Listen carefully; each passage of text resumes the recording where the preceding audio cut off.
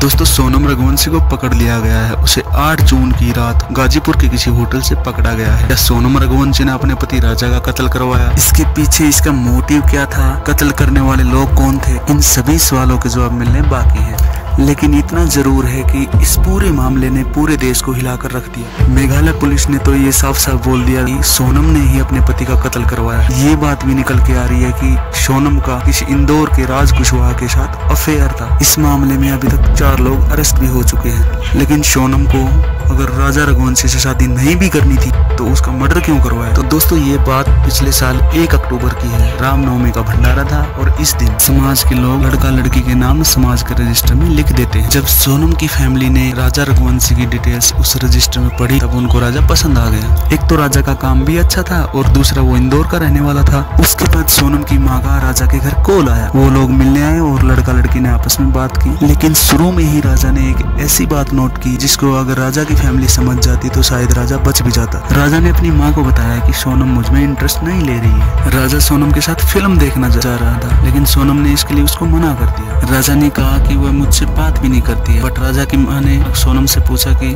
बात क्यों नहीं करती है तो उसने कहा कि मैं ऑफिस में रहती हूँ इसलिए मैं बात नहीं कर पाती। चलो ये बात तो हो गई। फिर आया 10 मई का दिन। दोनों की शादी होगी, दोनों के परिवार खुश थे। लेकिन कहानी में फिर ट्विस्ट आता है। राजा कश्मीर घूमना जाना चाहता था लेकिन सोनम ने इसके लिए मना कर दिया। तब राजा ने इस प्रोग्राम को टालना पड़ा। लेकिन राजा से पूछे सोनम ने उसकी मेघालय की टिकट बुक कर दी। जब सोनम ने ऐसा किया तो राजा भी हैरान हो गया। उसने अपनी माँ को बताया कि सोनम ने मेघालय की टिकट की है। के बावजूद उसे न चाहते हुए भी उसको मेघालय जाना पड़ा। दोनों पहले बेंगलुरु से कनेक्टिंग फ्लाइट लेकर गुवाहाटी पहुंचे। वहां माँ कामाख्या के दर्शन किए। फिर 22 मई को सुबह गुवाहाटी से मेघालय निकल गए। शिलोंग पहुंचकर चेरापुंजी के पास में एक होम स्टे में चेकिंग किया। उसी दिन स्कूटी लेकर आसपास घूमने भी निकले। फिर आया 23 मई का दिन। उन्होंने सुबह 5:30 बजे अपने होम स्टे से चेकआउट भी कर दिया। ये देखकर होटल वाला भी हैरान था कि इतनी सुबह चेकआउट कौन करता है। फिर वे दोनों 330 किलोमीटर दूर चेरापुंजी से एक वाटरफॉल देखने निकल गए और वो भी तब जब उस जगह पे कर्फ्यू लगा हुआ था। और जिस तरह से ये गए वो बहुत ही टेढ़ा मेढ़ा रास्ता था। सोनम ने बताया कि हम एक वाटरफॉल के पास गए थे, यहाँ खड़ी चढ़ाई है, हम एक कैफे के पास रुके थे। जिस समय ये बातचीत हुई उस टाइम दोपहर के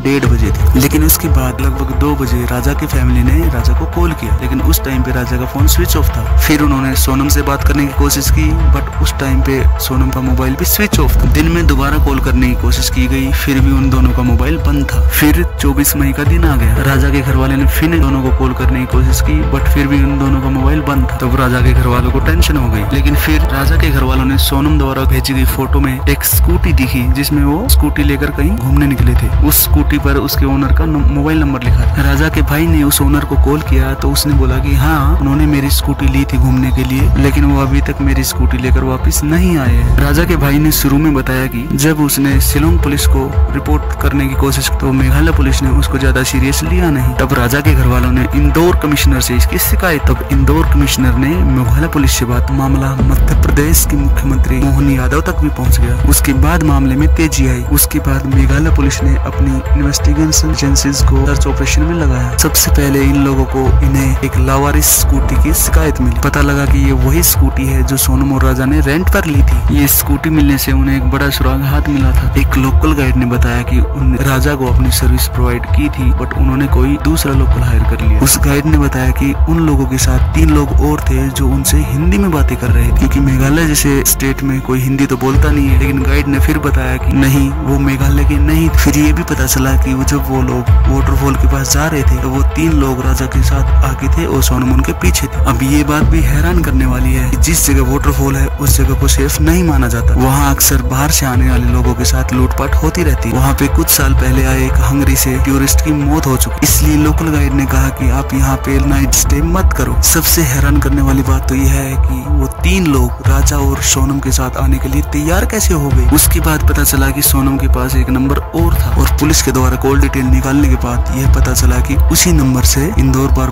कॉल किए गए थे। ये भी अपने आप में एक बड़ा सबूत था। उसके बाद मेघालय पुलिस ने MP और UP की पुलिस के साथ मिलकर दोनों ही स्टेट में छापेमारी करके 4 लोगों को हिरासत में ले लिया। इसमें विशाल चौहान और राज कुशवाहा को इंदौर से पकड़ा गया, आकाश राजपूत को इंदौर के पास से और आनंद कुर्मी को बीना से गिरफ्तार कर लिया गया। फिर 8 जून की रात एक लड़की यूपी के गाजीपुर में बदहवास हालत में मिली। उसने काले रंग की टी शर्ट और लोअर पहन रखी थी और उसके बाल ऐसे बिखरे हुए थे जैसा लग रहा था कि बहुत दिन से सोई नहीं है। तब उस लड़की ने एक ढाबे वाले लड़के से कहा कि भैया आपका फोन मिलेगा, मुझे अपने घर पे बात करनी है। ढाबे वाले लड़के ने लड़की को फोन दे दिया। फोन पर बात करते करते वो लड़की रोने लगी। तब किसी को नहीं पता था कि ये लड़की कौन है, क्योंकि गाजीपुर से मेघालय 1100 किलोमीटर दूर है। भाई से बात करने के बाद सोनम वहाँ पे एक चारपाई पे बैठकर रोने लगी। फिर जिस फोन से सोनम ने अपने भाई को कॉल किया था उसी नंबर पर फिर उसके भाई का कॉल आया। सोनम के भाई ने ढाबे वाले को बोला कि तुम फौरन पुलिस को कॉल करो। ढाबे वाले ने पुलिस को कॉल किया। उसके बाद पुलिस सोनम को अपने पास ले गई। सोनम की गिरफ्तारी के बाद जहाँ राजा का भाई खुलकर ये बोल रहा है कि सोनम ही उसके भाई की कातिल हो सकती, लेकिन सोनम के फादर का ये कहना कि ये एक साजिश है। और सोनम के फादर ने बोला कि मेघालय पुलिस उनकी बेटी को फंसाने की कोशिश कर रही है। क्या प्रूफ है उनके पास जो भाड़े के हथियार सोनम लेके जाएगी, और क्यों जाएगी? उसका भी तो कुछ कारण होना चाहिए ना। सोनम की गिरफ्तारी के बाद आखिर सवाल ये है कि आखिर हुआ क्या होगा। मेघालय पुलिस भी ये बोल रही है कि सोनम ने ही भाड़ों के हत्यारों से अपने पति का कत्ल करवाया। तो अब तक तो यही लगता कि हाँ ऐसा हो सकता है, क्योंकि राजा रघुवंशी अगर 23 तारीख को गायब हो गए थे और मान भी ले कि उनकी पत्नी सोनम को ये पता भी नहीं है कि वो कहाँ पे है, तो सोनम उसी दिन मेघालय पुलिस को उसकी शिकायत कर सकती थी और 8 जून की रात वो किसी का मोबाइल लेकर अपने भाई के पास कॉल कर सकती थी।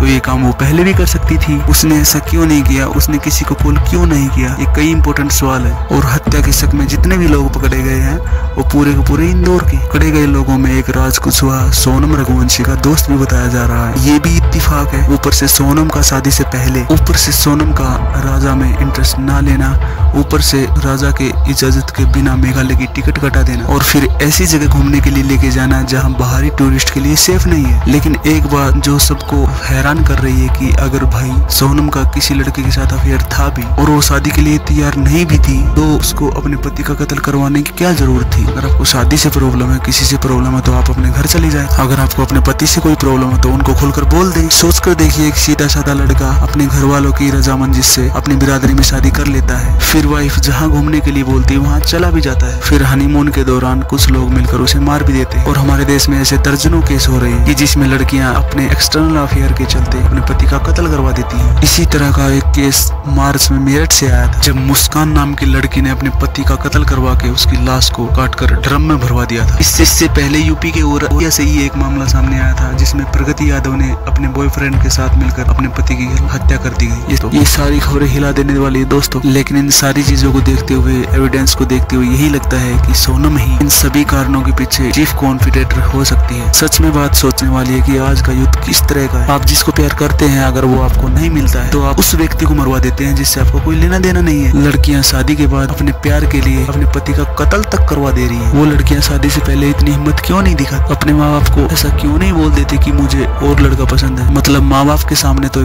आप इतना हेल्पलेस फील करते हो, ये मजबूरी में शादी कर लेते हो। अंदर ही अंदर इतना गुस्सा और जहर भरा होता है कि तुम अपने आदमी का कत्ल करने से पीछे नहीं हटती।